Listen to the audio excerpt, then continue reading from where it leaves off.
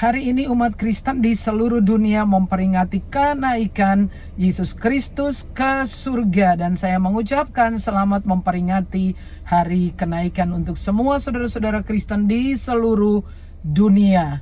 Dan pada hari ini juga saya memutuskan untuk tidak memikirkan lagi mengenai Isa alaihissalam sebagai Nabi dan Yesus Kristus sebagai Tuhan dan Juru Selamat.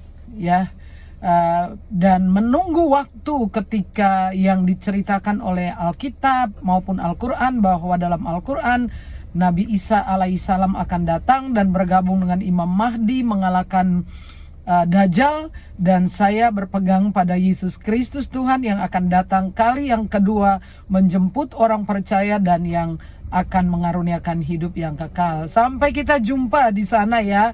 No debat ya. Saya berhenti untuk membahasnya.